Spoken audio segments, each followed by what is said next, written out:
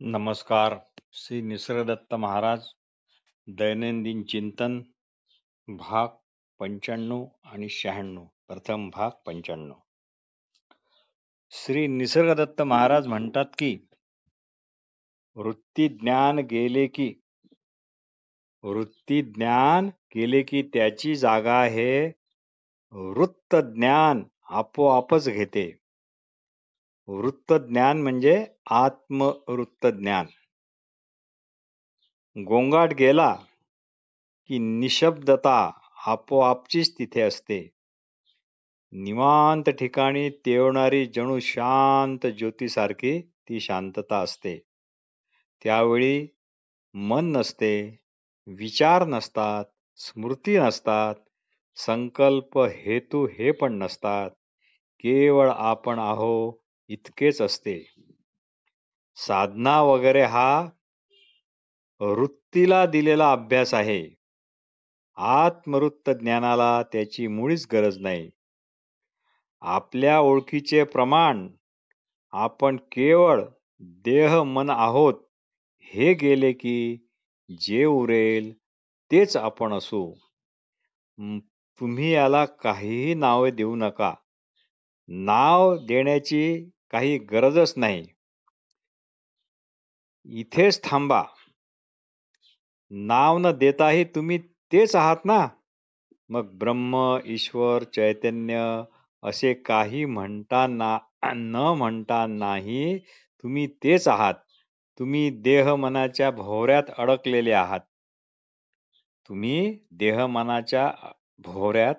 आहात. त्यासाठी तुम्हाला त्याच पाण्यात अजून खोलवर बुडी मारून राहिले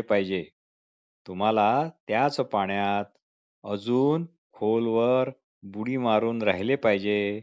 आणि पाण्याच्या भोवऱ्याचे वैशिष्ट्य निसर्गदत्त महाराज म्हणतात, पाण्याच्या भोवऱ्याचे वैशिष्ट्य असे आहे की पार बुडाशी गेलेला माणूस भोवऱ्याच्या आतल्या आत चाललेल्या वेगाने तो आपोआप वर उचलला जातो आणि मग तो लगेच भोवऱ्याच्या कक्षेच्या बाहेर येतो.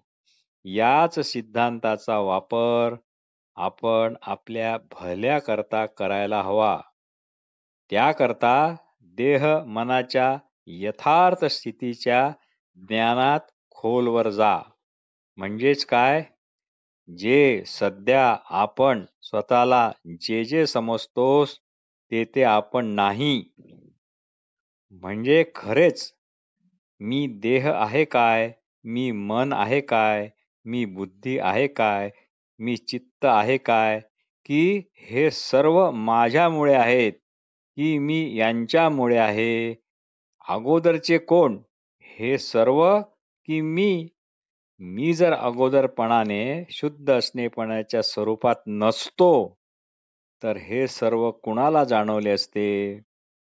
म्हणजे माझ्याच मुळे हे आहेत, यांच्यामुळे मी नाही. मला फक्त यांचा काही काळ फक्त आणि फक्त उपयोग करून घ्यायचा आहे.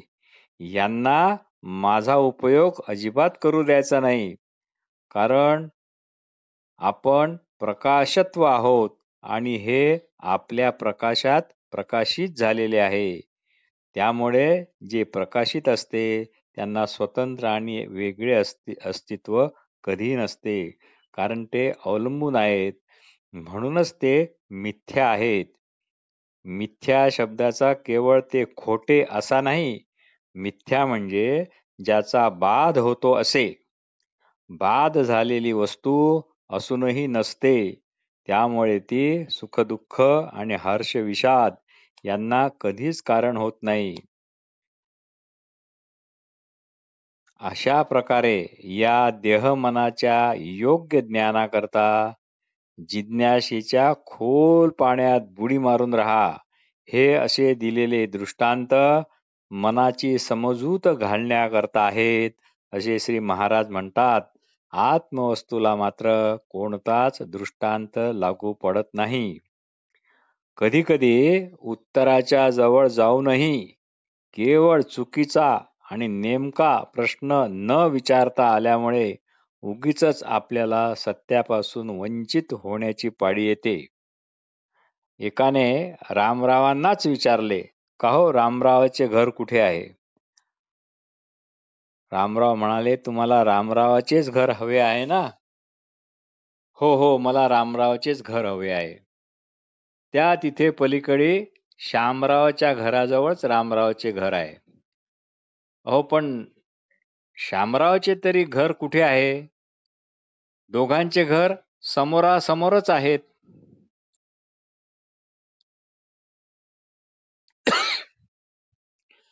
भाग 96. श्री निसर्गदत्त महाराज दुःख निवारण करण्याचा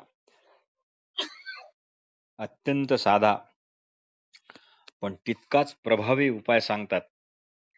ते म्हणतात, ज्याच्याने दुःख कळते त्याच कळतेपणाला अगदी घट्ट मिठी मारा, काहीही विरोध करू नका. ज्ञानेश्वर महाराज एके ठिकाणी म्हणतात, मिठाला बुडवायला पाणी येत आहे. इथे मिठाचा बांध म्हटलेला आहे. ज्ञानेश्वर महाराज म्हणतात, मिठाच्या बांधाला बुडवायला पाणी येत आहे.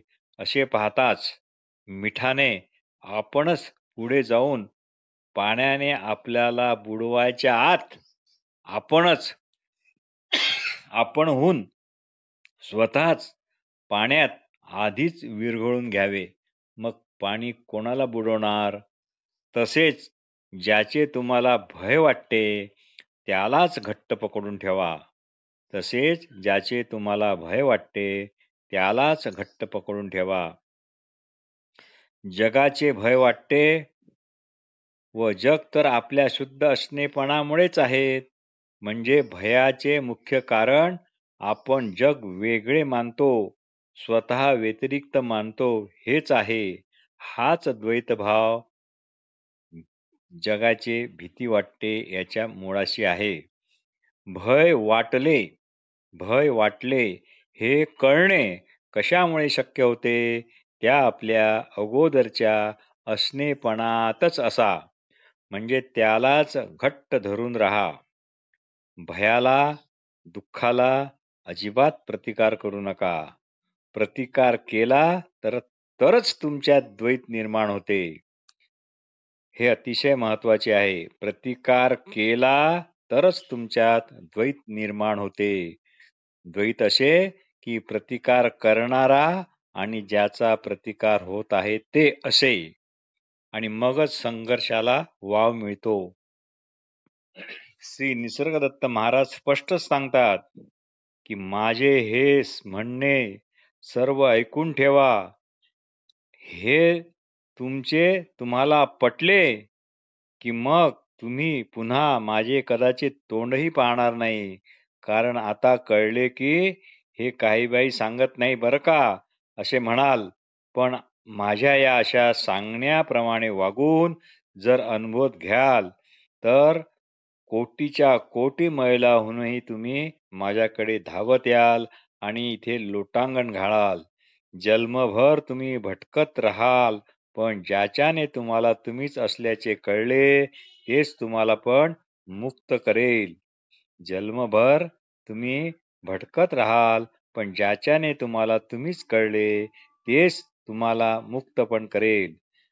तुम्ही सर्व गरजापासून मुक्त व्हाल. ईश्वर, ब्रह्म अशी गरज तुमच्यापणे राहणारच नाही. ईश्वर काय, ब्रह्म काय अशी गरज तुमच्यापर्यंत राहणारच नाही.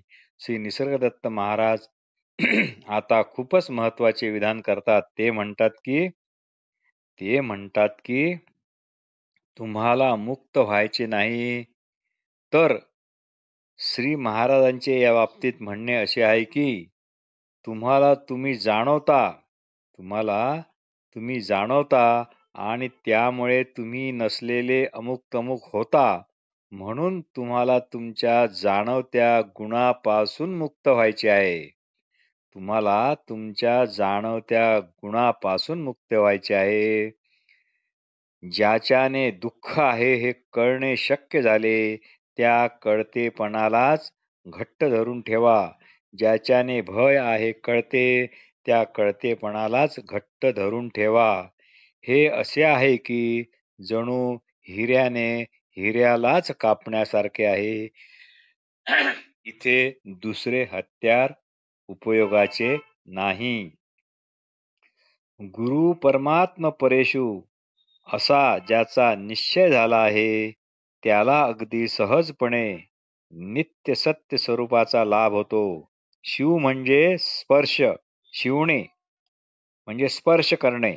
स्पर्श म्हणजे जे अजाणपणे जे आपण आहोत असे जे जाणवत आहे ते, बस तेच.